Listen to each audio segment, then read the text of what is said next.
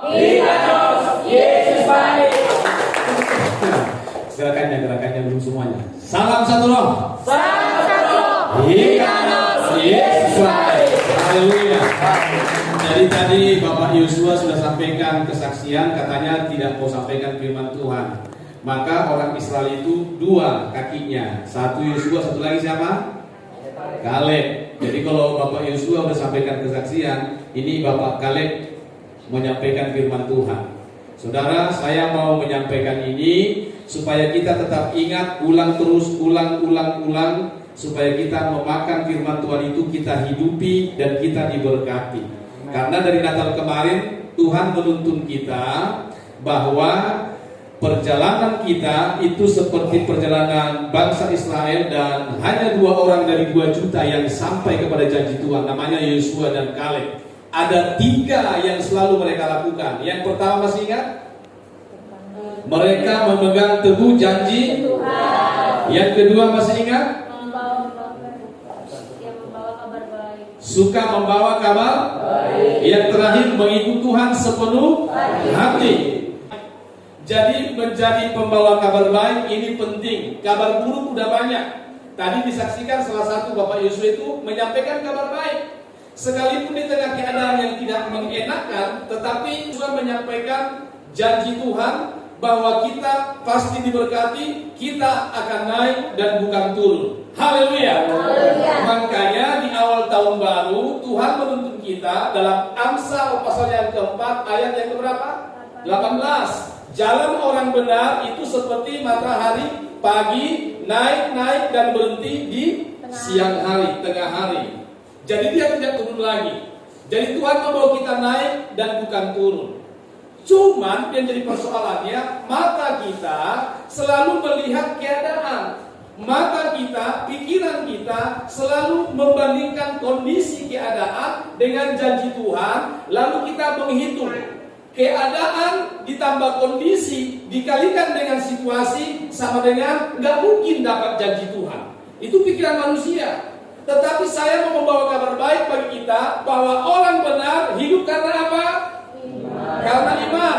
Dan iman adalah dasar dari segala sesuatu kita harapkan, dan bukti dari segala sesuatu yang tidak kita lihat. Maka mari sama-sama kita lihat firman Tuhan di dalam Roma pasal yang keempat, bahwa saya menyampaikan kabar baik supaya hidup kita jangan kita tambahkan keadaan dengan kondisi, lalu kita kalikan dengan situasi, lalu kita bilang gak mungkin saya dapat janji Tuhan.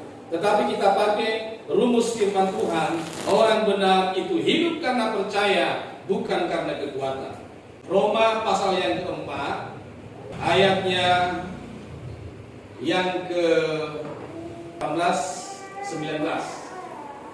Kita sama-sama ya.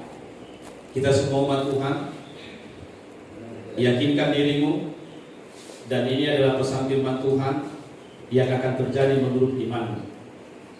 Sebab sekalipun tidak ada dasar untuk berharap, namun Abraham berharap juga dan percaya bahwa ia akan menjadi bapa banyak bangsa, menurut yang telah difirmankan, demikianlah banyaknya nanti keturunanmu. 19. Imannya tidak menjadi lemah, walaupun ia mengetahui bahwa tubuhnya sudah sangat lemah karena usianya telah kira-kira 100 tahun, dan bahwa lahir Sarah telah Sampai lagi ayat 22, iya. tetapi terhadap janji Allah ia tidak bimbang karena ketidakpercayaan, malah ia diperkuat dalam imannya dan ia memuliakan Allah. Puji Tuhan. Haleluya. Saudara, Abraham tidak ada dasar untuk berharap, tetapi dia tetap berharap terhadap janji firman Tuhan. Itulah sebabnya sekalipun keadaan tidak memungkinkan, dia tidak lemah imannya, tetapi dia memperkuat kepercayaannya karena Allah pasti menggenapi firman-Nya. Dan itulah sebabnya terhadap janji Allah dia tidak bimbang, tetapi dia diperkuat imannya dan dia memuliakan Tuhan. Allah. Ini penting. Ini penting. Jadi saudara, saya tidak memungkiri keadaan kita ini banyak persoalan. Saya tidak memungkiri semua orang kesulitan, bukan cuma di Provinsi Riau. Di provinsi-provinsi yang lain, semua keadaan sangat tidak mendukung kehidupan kita. Nah, jadi orang kalau hidup pakai kalkulasi pikiran, seperti yang saya bilang di awal tadi, dia akan tambahkan keadaan dengan kondisi, dikalikan dengan situasi, lalu dia berharap hasilnya, tidak mungkin saya dapat janji Tuhan. Tetapi kita belajar kepada Abraham, yang dia tetap percaya, bahkan sekalipun tidak ada dasar untuk berharap, tetapi terhadap janji Tuhan, dia tetap percaya. Puji Tuhan. Apakah saudara punya iman seperti ini? Itu kan janji Tuhan kepada Abraham. Kita ini siapa? Oke, ayat yang kedua, Galatia 4 ayat 28. Oke, 1, 2, iya. Dan kamu saudara-saudara, kamu sama seperti Ishak adalah anak-anak janji. Siapa kita? Siapa kamu? Siapa dirimu? Anak-anak janji. Dan kamu saudara-saudara, kamu adalah sama seperti Ishak, anak-anak janji.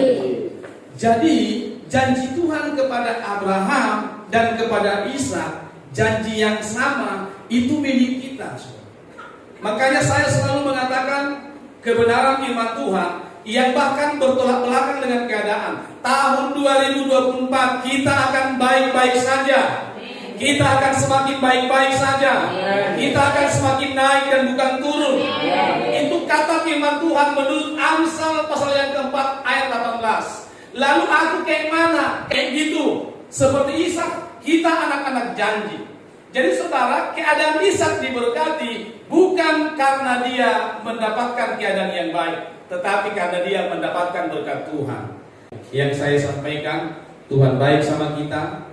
Angkat tangan siapa yang beribadah yang kemarin, waktu tahun baru sama-sama. Kita bukan menghakimi, kita maklum, mungkin masih tahun baruan, mungkin karena hujan, jalan rusak. Jadi banyak yang beribadah kemarin tahun baru kan. Saya ulang lagi pesan ini. Dan sekarang juga saya ulang lagi supaya yang belum dengar, supaya dengar, yang sudah dengar makin teguh imannya. Haleluya. Kita bicara tentang Ishak, artinya kita bicara tentang diri kita sendiri. Amin. Kita semua mau berubah hidupnya. Amin. Hidup kita harus berubah. Pikiran kita harus berubah. Ekonomi kita harus diubahkan menjadi lebih baik dan semakin baik. Apa caranya? Firman Tuhan, ikuti jejak hidup Ishak. Karena firman Tuhan bilang, kamu saudara sama seperti Ishak. Lalu dalam Kejadian pasal yang ke-26 ayat 12, maka menaburlah Ishak di tahun itu. Lalu Tuhan memberkati Ishak 100 kali lipat, sehingga Ishak menjadi kaya. Pertanyaannya, Ishak anak siapa? Anak Abraham. Abraham itu orang kaya atau orang miskin? Orang kaya. Ishak itu anak tunggal. Jadi cuma tidur-tidur, ongkang-ongkang kaki. Semua kekayaan Abraham auto jatuh ke tangan Ishak. Tetapi yang menariknya, Alkitab berkata kepada kita, waktu Abraham masih hidup, Ishak sudah diberkati, bahkan lebih diberkati daripada Abraham. Artinya dia belum mendapatkan warisan dari bapaknya, tapi Ishak sudah diberkati, lebih terberkati daripada bapaknya, karena dia anak perjanjian. Maka Alkitab berkata, Ishak ini dia menabur di tahun itu, lalu dia diberkati Tuhan 100 kali lipat, sehingga dia menjadi orang kaya.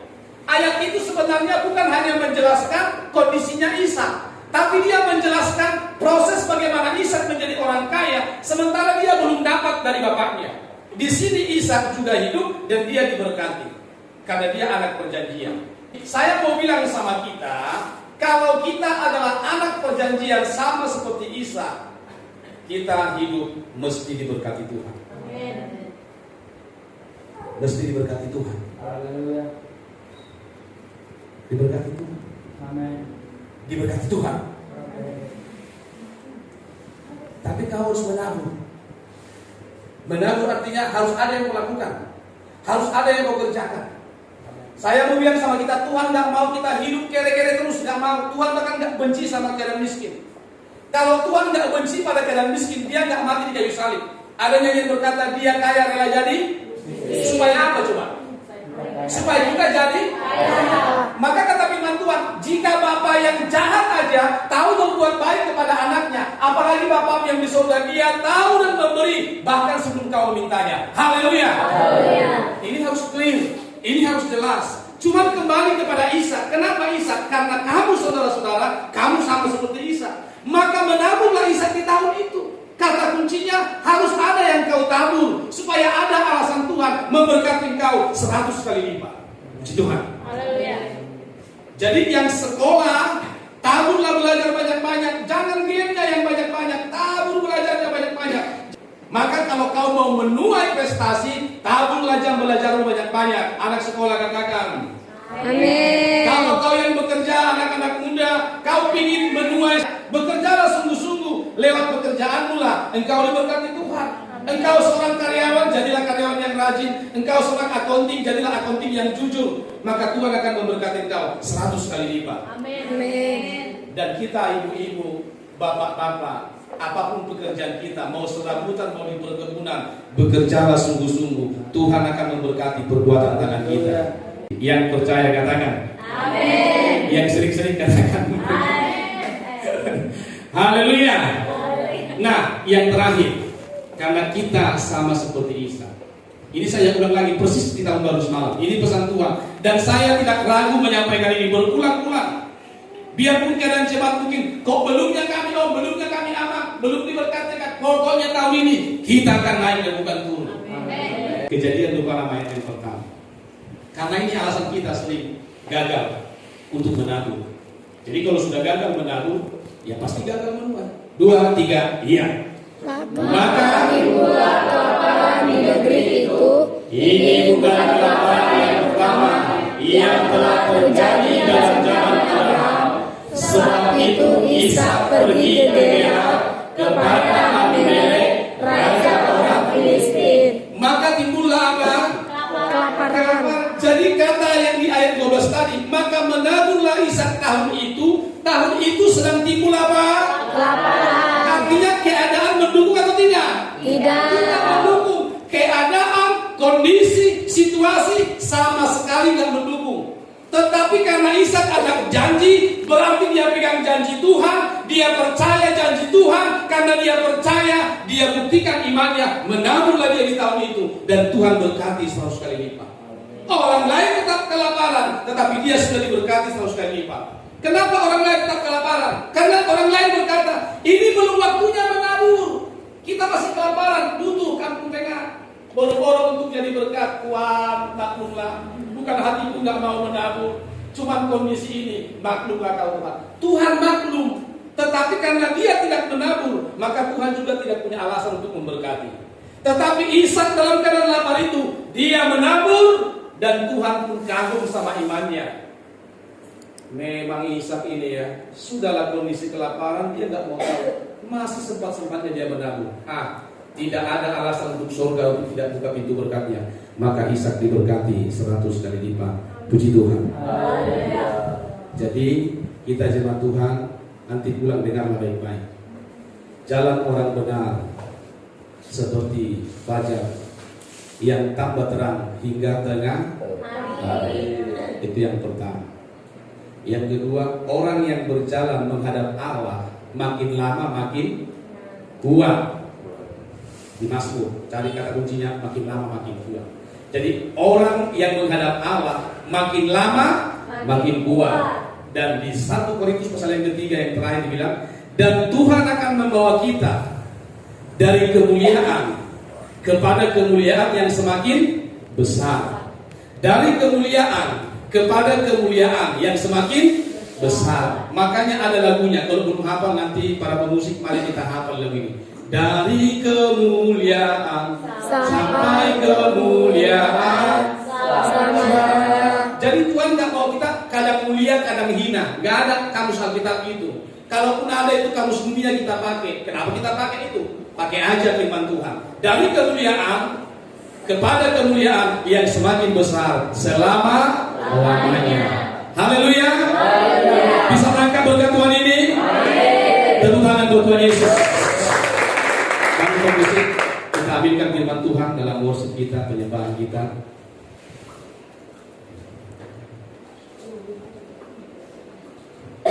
Sekarang kau belum melihat jalan itu. Sekarang kau belum melihat kegenapan janji itu. Tetapi sekarang engkau tetaplah percaya. Tetaplah percaya. Tetaplah percaya. Dan selalulah percaya. Bertindaklah dengan iman. Mendaburlah dalam iman. Bekerjalah dengan iman. Berharaplah dengan iman. Tangan Tuhan dengan jaya. Itu yang bekerja dalam hidup kita. Terima kasih Tuhan. Dalam nama Yesus.